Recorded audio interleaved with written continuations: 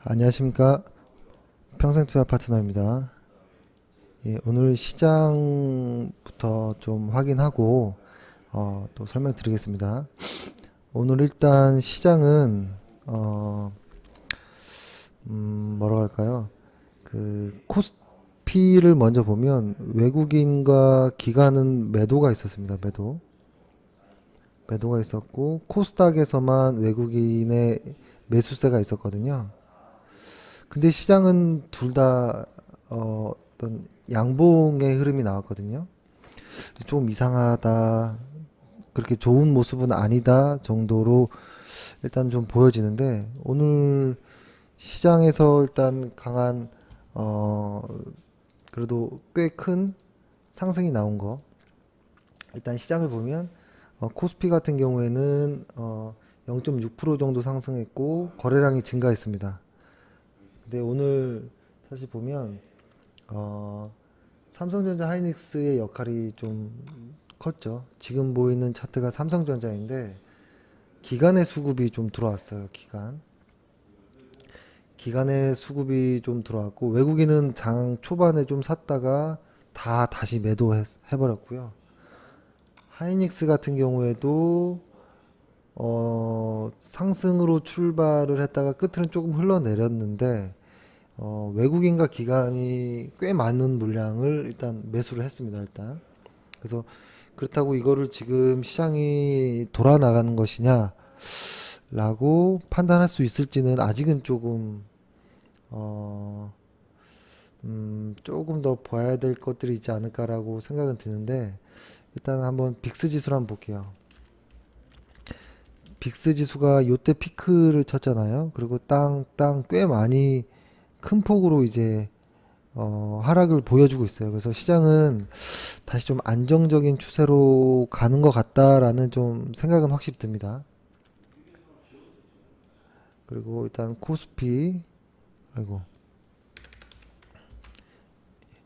코스닥을 일단 보면 이걸 지금 어떻게 받아들여야 될지, 좋아해야 될지, 아직은 확신을 가지면 안 되는 건지 좀 고민스러운 것 중에, 지금 이렇게 빠졌던 종목이 요만큼 오른 거예요, 현재. 그죠? 요만큼. 이것으로 시장이 완전 달라졌다라고 추세 전환을 확신할 수 있을까? 라고 생각을 해보면, 아직은 조금 더 봐보자. 일단은 조금 더 봐보자라는 이야기를 드리고, 여러 가지로 조금 많이 말씀을 여러 번 드렸던 거가 있는데, 시장이 이렇게 가잖아요. 이렇게 갈 때, 사실 이렇게 하락 구간에서는 사실은 매수를 안 해야 돼요. 매수 금지. 개별 종목들이 좀 어떻게 상승을 할 수는 있지만 매수를 금지하고 보유 종목을 관리하는 게 지나고 나보면 계좌에 더 플러스가 되는 경우들이 많거든요. 근데 일단 저희 같은 종목을 사실은 매일 추천해야 하는 회사의 입장에서는 사실 그러기가 쉽지 않아요. 이렇게 하락할 때 매도가 아닌 어떤 보유 물량을 줄여 나가면서 신규 종목은 편입하지 않는, 그렇게 되면 당연히 현금 비중이 느는 거잖아요. 이렇게 가면 회원분들이 좀 싫어하는 분들이 많아요.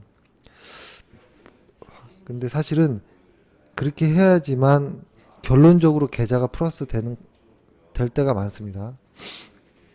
그래서 일단은 그런 것들을 싫어하는 분들은 좀 개인적으로 좀 연락을 드리긴 하겠지만, 일단은 시장이 확실히 반등할 때까지는 조금 보자라는 거고, 그거는 뭐 이번 달 말이 되지 않을 것 같아요.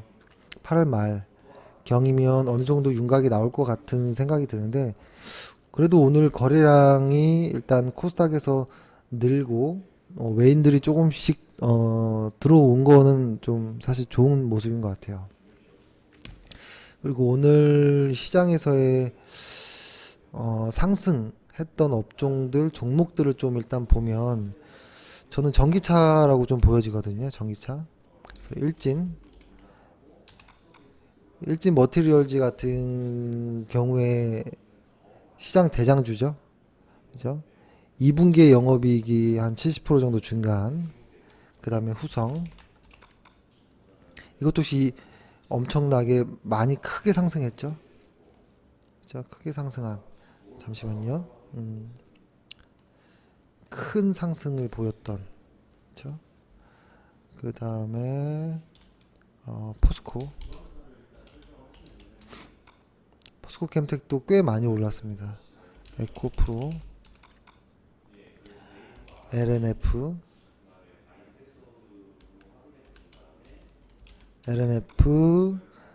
그쵸. 여기까지가 지금 최근에 시장에서의 대장주거든요. 근데 사실 여기 조금 애매해서 최근에는 뭐 추가 매수도 일절 안 하고 있었잖아요. 저희 그러니까 이거 같은 경우에는 예를 들어서 여기서 매수를 쭉 했다면 이 중간중간에 추가 매수도 하는 구간이 분명히 좀 많았었거든요.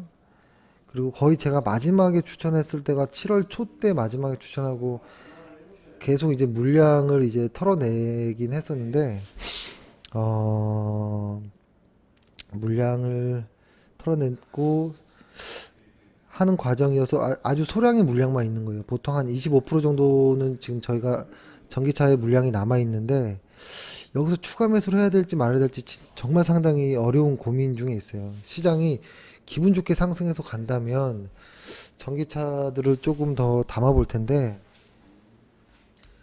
근데 아직 시장이 움직이지는 않았고 근데 전기차들은 반등을 하는 것 같고 이걸 어떻게 받아들여야 될지 조금 고민이 사실 많습니다. 고민이 사실 좀 많고 어 그래서 지금 저희가 생각하고 있는 거는 일단 개별적으로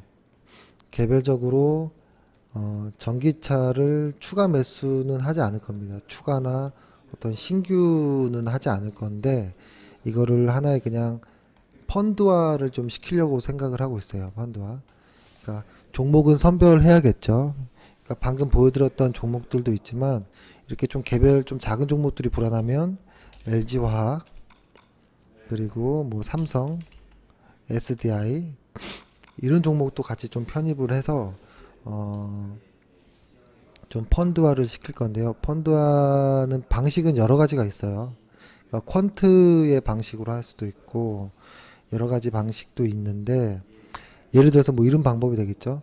어, 전기차, 전기차의 대장주라고 지금 현재 시장을 끌어왔던 것들 한 다섯에서 한 일곱 종목 정도를 일단 추스리고 그 일곱 종목이 있으면 비중을 똑같이 실는 거예요. 예를 들어서 한 계산하기 쉽게 10종목이라고 할게요. 10개 종목을 이제 전기차 종목을 추스려서 10%씩 다 사는 거죠. 계속 그 종목을. 그 대신에 이거를 장기적으로 좀 펀드처럼 2년, 3년 정도 하는 그런 계획을 좀 세우고 있는데요. 그것들의 자세한 것들은 제가 회원분들에게 개별적으로라든지 어떤 비중을 좀 봐가면서 좀 일단 말씀을 드리려고 합니다. 근데 왜 하필 전기차를 이렇게 장기적으로 좀 끌고 가느냐라고 생각을 할 수 있거든요. 최근에 국내 시장에서의 어떤 전기차가 시장에서 돌아다니지 않죠. 거의 많이 못 봤죠. 그러니까 저도 지금 최근에 전기차를 좀 구매하려고 계속 많이 보고 있거든요. 그러니까 지금은 전기차 100% 전기차를 사긴 좀 겁나요. 그러니까 제가 내년에는 꼭 반드시 좀 사려고 하는 테슬라 이제 보급형 모델 3 그리고 현재 시장에서 돌아다니는 볼트가 두 종류가 있죠. 볼트 이렇게 두 종류가 돌아다니고 있고 그리고 이제 플러그드인 하이브리드 그죠? 플러그드인 전기차, 이제 엔진이 있는 전기차라고도 흔히 많이 하는 뭐 프리우스라든지 어, 리 리노 이름 까먹었네요. 리로 그죠? 니로죠, 니로 뭐 이런 것들이 있고 아이오닉도 있고 현대기아차에 니로도 있고 기아차에 토요타의 프리우스 사실 이렇게 여러 가지 뭐 i3도 있고 한데 여러 가지가 있긴 하지만 아직까지는 조금 인프라가 많이 깔려 있지 않기 때문에 어, 전기가 끊어졌을 때 불안함이 커서 전기차를 100% 편하게 구입하지 못하거든요. 이제 그것들 사실 정부 보조금이 보통 한 뭐 1,400에서 많은 데는 한 2천만 원 넘을 때까지 지원을 해주긴 하더라도 좀 못하는 부분이 있거든요. 근데 만약에 전기차 시장이 확 개화가 되려면 지금 현재 많이 판매가 되고 있는 프리우스, 니로, 그리고 아이오닉 같이 그러니까 어, 가솔린 플러스 전기차가 같이 되어 있는 보통 니로 같은 경우에는 시내 주행 연비가 한 20km 이상 나와요. 얘네들 거의 다 그 정도 급으로 나오거든요. 근데 가솔린이 포함되어 있다는 이유로 보조금이 들어가 받지를 못해요. 보통 한 500에서 800 정도밖에 못 받기 때문에 시장에서 그러니까 아직 확 개화가 아직 안 되고 있어요. 그래서 만약에 이런 어떤 이슈들이 나올 수 있을 거예요. 예를 들어서 이런 플러그드인 하이브리드 자동차에도 보조금이 확대된다든지 뭐 이런 뉴스 그리고 모델 테슬라가 한국에서 정말 좀 돌아다닌다든지 이런 뉴스들이 생기면 전기차는 더 많이 갈 거예요, 사실은. 그리고 또 하나는 음, 지금 전기차가 보급률 자체가 보급률 자체가 어떻게 보면 좋으냐면 2025년까지 전기차 보급률이 일단은 10%를 넘어설 것으로 예상을 하거든요. 그러니까 지금 정말 시장 개화기 초기 때라는 거예요. 그래서 지금은 반도체 장세에 가려져서 2차 전지 관련한 소재주들이 매출이 많이 나와도 조금 가려지는 모습이 좀 있었는데 아마 이번에 시장이 어떻게 돌아나가는지 횡보하는지 간에 반도체, 뭐 전기차, 그리고 뭐 내수주, 그리고 좀 밑에서 쭉 깔려 있는 철강, 건설, 화학 여기 조금 극명하게 좀 갈라질 거라고 좀 보여지거든요. 그래서 일단은 전기차 관련해서는 꾸준하게 전기차 관련한 2차 전지 쪽인 거죠. 그쪽에서의 어떤 펀드화를 좀 예정을 하고 있으니까 조금 기다리시고 그거에 대한 기준은 시장이 돌아나가는 걸 좀 확인하고 하는 걸로 좀 전제를 하고요. 그리고 보통 시장이 개화일 때는 우후죽순 많은 어떤 기업들이 많아지거든요. 근데 거기서 반드시 경제적 해자가 있는 한두 업체들이 살아남아요. 그래서 이 업체를 고르기가 사실 쉽진 않아서 처음에는 이렇게 펀드화식으로 일정 비율로 다 매매를 하고 나중에는 떨어져 나가는 것들의 물량을 이렇게 옮겨 실는 어, 이런 패턴으로 좀 진행을 하면 좋을 것 같고 또 하나는 이게 왜 제가 조금 펀드화 좀 장기적으로 보냐면 2025년이 돼봐야 전기차 보급률이 10%밖에 안 돼요. 그죠? 그 말은 2050년 정도 이게 수치상으로 나와 있는 거 보면 2050년 정도 가야지만 보급률이 50%가 넘어서요. 그러니까 성장률이 하락세로 접어드는 시점이 2050년이라는 거니까 지금의 투자자라면 예를 들어서 지금의 한 40대, 50대 투자자라면 이 전기차의 피크아웃을 못 볼 가능성도 높습니다.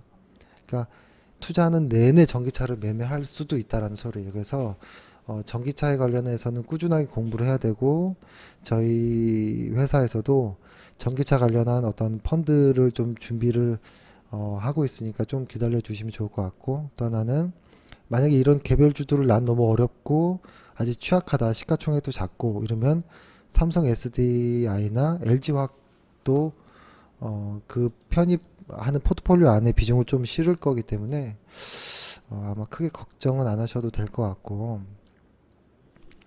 그러니까 지금의 반도체 그리고 전기차의 2차 전지를 좀 비교해 보면 약간 이거는 어떤 시장의 이런 어떤 시크리컬한 어떤 모습이 좀 나오는 반면에 2차 전지는 계속 성장하는 사업이에요. 그래서 바닥에서 보면 사실 아찔을 한 면이 있어요. 아찔한 면은 있지만 이게 끝이 날 거라는 생각은 안 들거든요. 그래서 지금 일간 차트로 보면 이러한 모습들이 있지만 주간 차트로 보면 이런 모습일 거고, 어, 월간 차트로 보면 그냥 캔들 차트 한 세네 개밖에 되지 않은 거거든요. 그래서 저는 전기차 2차 전지, 그러니까 무인차 이 시대에는 그러한 느, 어떤 트렌드는 반드시 놓치면 안 된다라고 보는 입장이고, 이게 만약에 개별 종목 한 종목 사는 거에 대한 어떤 리스크가 반드시 있을 거예요. 지금 개화기이기 때문에.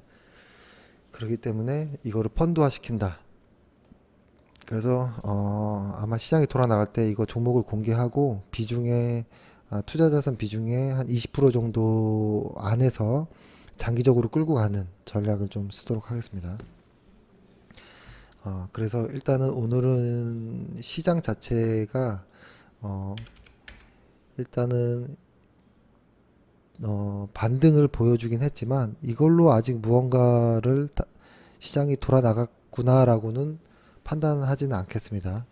그리고 시장에서 돌아 나가려면 일반적으로 이 정도 위에서는 여기 파란 선 보이죠? 파란 선? 이 위에 주가가 이렇게 존재할 때, 지수가 존재할 때만 매매를 하는 것이 사실 안전하고 가장 수익률이 좋아요. 지금은 이 아래 구간이잖아요. 이렇게, 그죠?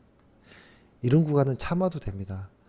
제가 말씀드린 것처럼 눈으로만 매수를 하시고, 이게 주가가 이거 위로 올라와서 여기서 다시 간다면 이때 매수해도 좋고, 요 시기는 아마 9월달, 10월달, 뭐 10월 근처가 될 것 같은데 한 달 반 정도가 시간이 많이 남았거든요.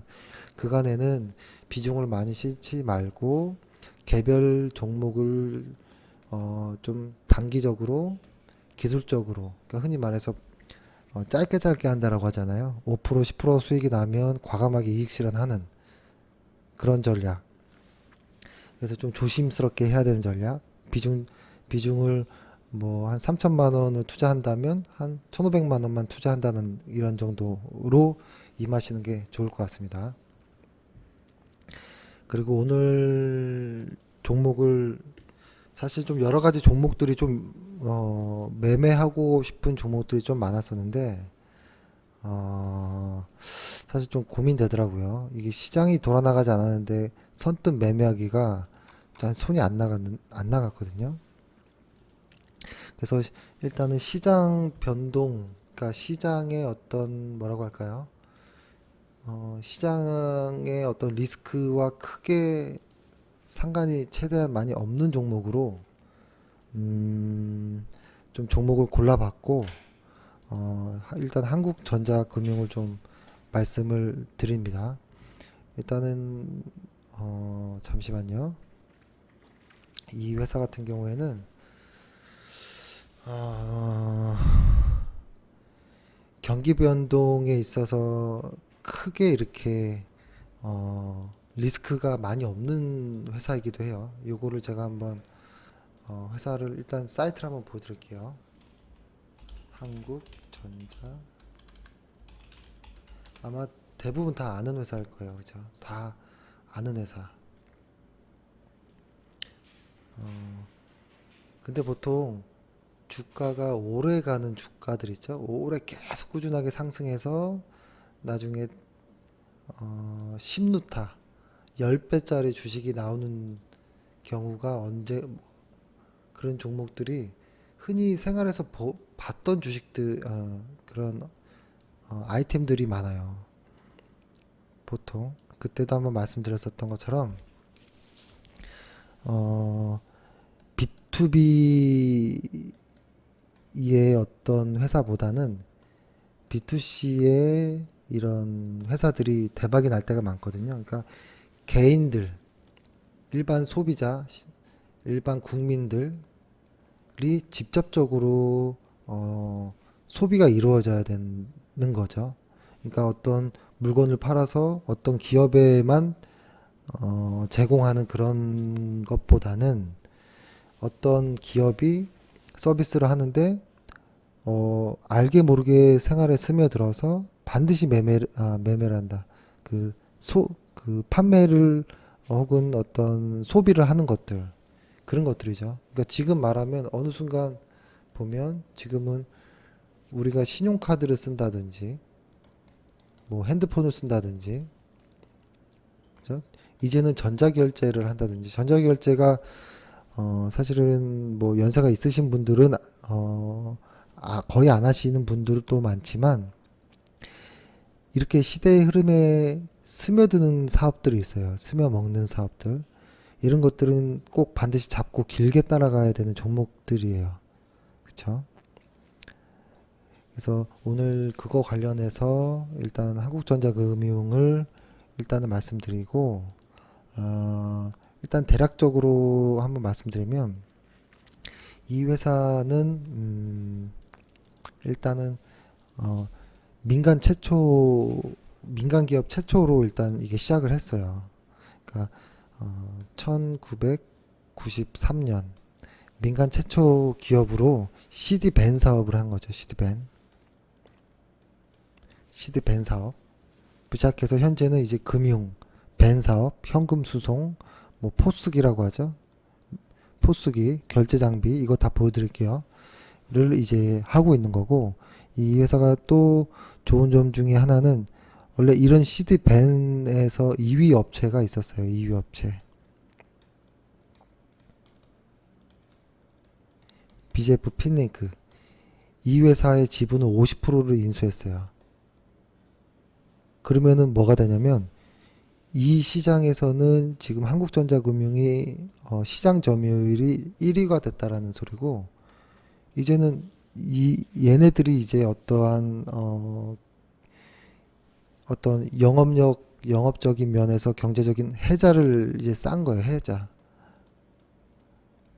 어떤 성벽을 싼 거죠. 성벽을. 그러니까 다른 회사들이 이렇게 넘어오기가 이제 힘든 어떤 시스템이 됐어요. 그래서 이 회사가 저는 하도 많이 길에서 보고 뭐 여러 군데서 보는 것들이라 별거 아닌 것 같지만 이 회사 같은 경우는 이런 회사들이 오래 갑니다. 오래 가는 이유들에 대해서 한번 설명을 드려보면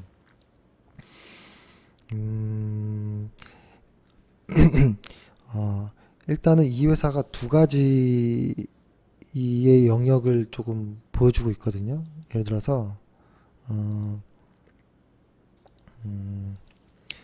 어떤 거냐면 회사가 안정적으로 성장하려면 뭐가 필요한지를 아는 회사인 거예요. 보통 보면 회사가 이렇게 설명해 볼게요. 워렌 버핏이 지금의 버크셔 해서웨이를 만들었던 원동력은 워렌 버핏의 가장 초창기 때 매수한 게 보험회사잖아요. 그죠?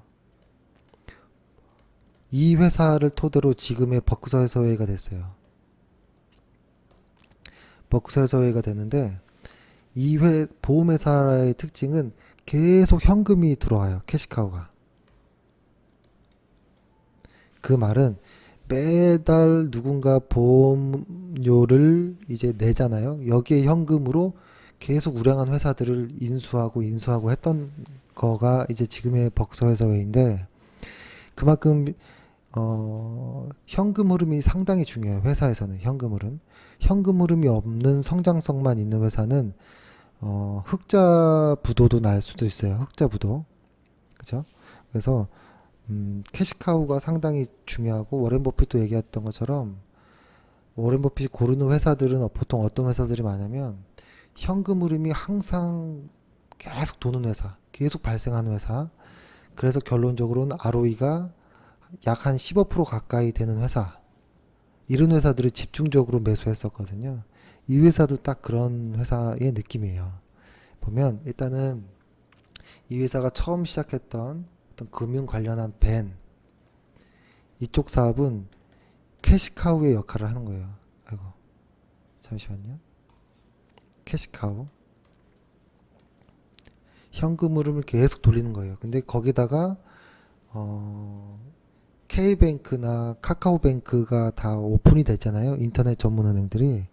그러니까 이쪽에서도 어떤 최근에 보면은 카카오뱅크 같은 경우에는 카카오의 현금 카드, 체크카드죠. 체크카드가 뭐 3주, 뭐 4주 이렇게 돼야 들어간다고 하잖아요. 그것들을 뺄 곳은 다 이런 곳이에요. 이렇게.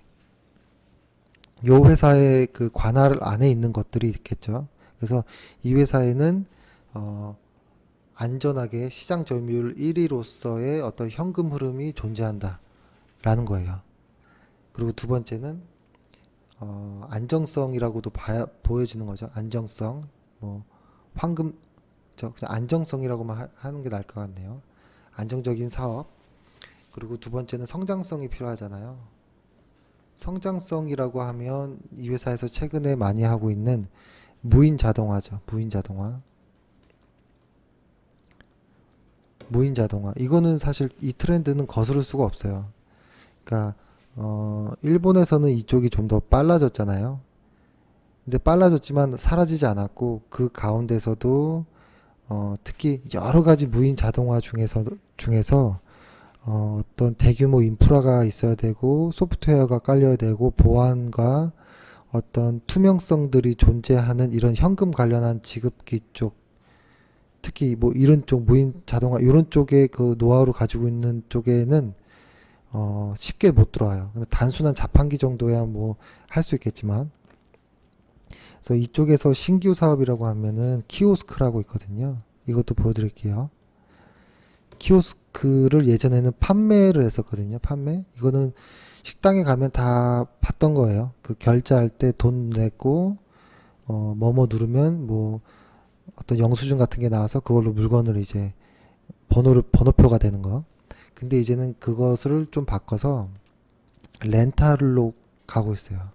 그래서 시장에서 더 빠르게 점유율이 늘어나고 있다는 거예요. 그래서 이 회사를 보면 2018년도까지의 EPS를 추정치를 보면 78% 정도가 성장할 걸로 보여집니다. 그래서 지금 포워드 PER로 보면 13배 정도밖에 되지 않거든요. PER이 상당히 저평가되어 있는 상태예요.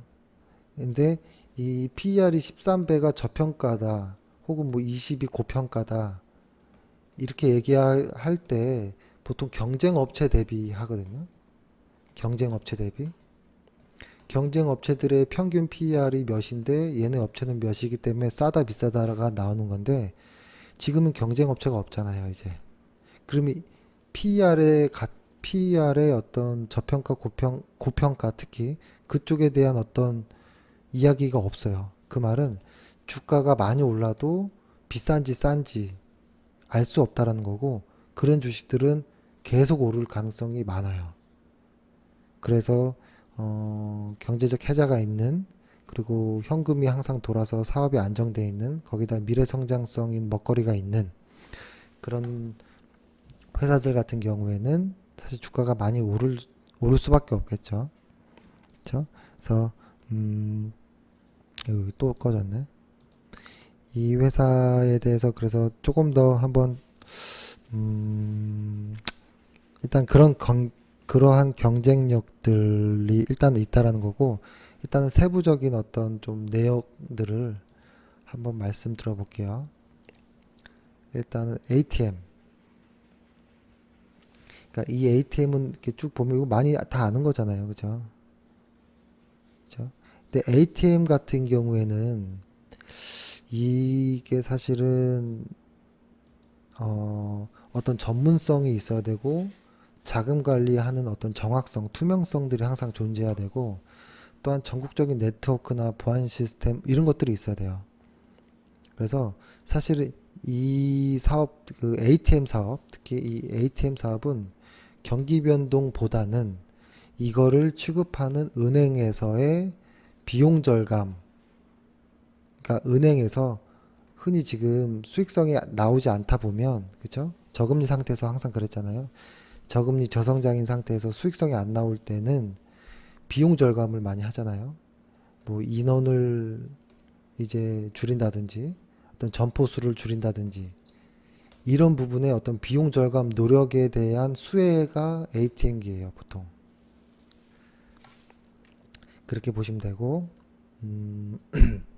그 다음에 시드밴.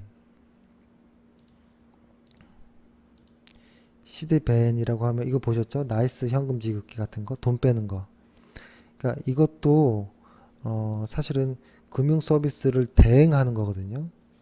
그러니까 은행 고유의 업무를 대행하는 거기 때문에 아무나 시장에 들어올 수는 없다라는 거예요. 대규모 네트워크라든지 입지, 인프라 뭐 이런 것들이 상당히 중요하고 이거 역시 사실은 어떤 큰 경기 변동보다는 심리 영향을 좀 받을 가능성이 높아요. 뭐냐면 어, 소비 심리. 제가 저번에 CJ 프레시웨이를 설명할 때 말씀드렸던 거 있잖아요. 어떤 소비 심리가 돌아나가고 있다. 소비 심리가 돌아나고 있을 때 어떤 산업이 어떻게 변하는지. 근데 그거에 맞춰서 소비 심리가 변해 나갈 때 보통 이런 현금 지급기에 수혜가 옵니다. 그죠? 잘 생각해 보면 제가 설명을 잘 못했는데, 그러니까 이거는 경기 변동이라기보다는 어떤 소비 심리의 영향을 더 받아요. 그렇기 때문에 지금의 어떤 소비 심리 그리고 외식 산업이 느는 뭐 이런 상황에서 아마 수혜가 입을 거고 앞으로 소비 심리가 더 좋아질 거기 때문에 좀 더 좋아질 가능성이 높습니다. 그리고 이 회사가 ATM CD 밴이 대표적인 사업이었고 이제 미래 성장으로 가는 게 키오스크. 이거는 많이 보셨을 거예요. 이런 거. 이거를 좀 자세히 보면 이렇게 볼게요. 어, 이렇게 음식 전문점들에서 이렇게 대신 무인 식권 발매기 같은 거 있잖아요. 그죠? 이런 것들이 좀 많거든요. 근데 이거에서 사실 수혜를 입으려면 약간 좀 하기 싫은 이야기지만 이거 역시도 어떤 그 회사에서 비용 절감을 위한 목적도 사실 있어요. 비용 절감. 비용 절감. 거기에서 최근에 말이 많았던 것 중에 최저임금. 예, 최저임금이 7,000원대로 높아졌으니까 사람 대신에 기계를 쓰겠다. 뭐 이런 걸로 인해서 이게 주가가 잠깐 좀 움직였었거든요. 근데 사실은 최저임금보다는 산업의 트렌드예요. 산업의 트렌드.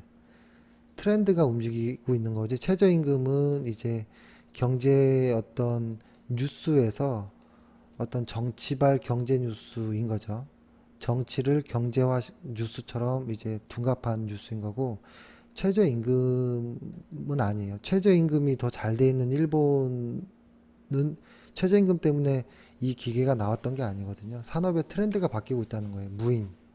무인화. 아까 말씀드렸던 무인화, 전기차 이런 것처럼. 그리고 또 하나 이 회사에서 또 미래 성장으로 가지고 가는 것들이 뭐가 있냐면 이제 요거죠. 무인 주차장. 이거는 뭐 다 아는 거잖아요. 무인 주차장. 그렇죠. 근데 이 무인 주차장은 어, 어떤 뭐 약간 사실은 짜투리 땅에서 할 때 더 효과적일 수도 있고, 그쵸? 일단 요런 것도 경기 변동과는 사실은 무관해요.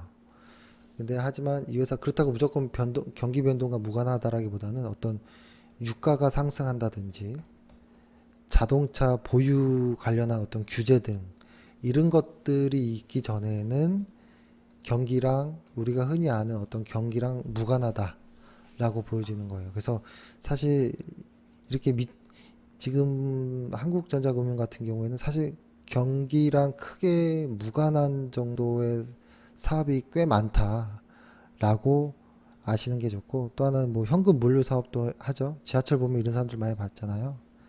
그렇죠. 근데 이런 현금 수송 사업도 사실 경쟁이 막 심화되고 이러진 않아요. 했던 곳에만 계속 맡기는 경우들이 많고, 가맹점 네트워크 요렇게 단말기에서 다 결제를 이제 많이 하죠. 이런 건 뭐 오래됐으니까요. 그리고 저 이런 것들을 하는 회사예요. 이제는 한국전자금융 뭐 거의 다 알 수 있겠죠. 그죠? 일단 요거는 일단 내리고, 그래서 요거를 이제 최근에 이제 차트로도 한번 봐볼게요. 일단 실적은 뭐 좋죠. 실적도 한번 적어드리면 2016년도, 2017년도, 2018년도 이렇게 볼게요. 이건 다 예측치죠. 2017년도에 잠시만요.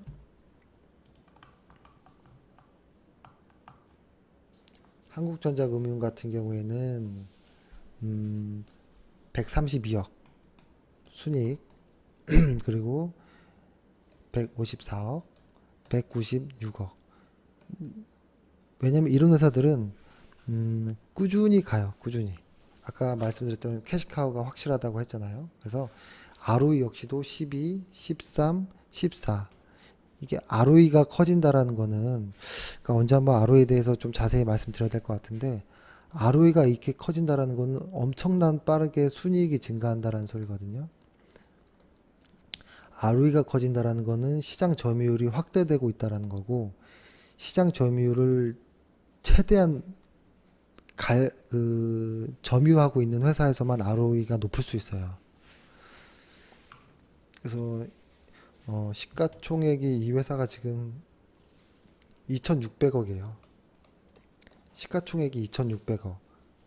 근데 지금 단순 순이익과 이렇게 비교해서 이 회사의 시가총액이 비싸다 싸다라고 말할 수 없다라고 말씀드렸죠, 아까는.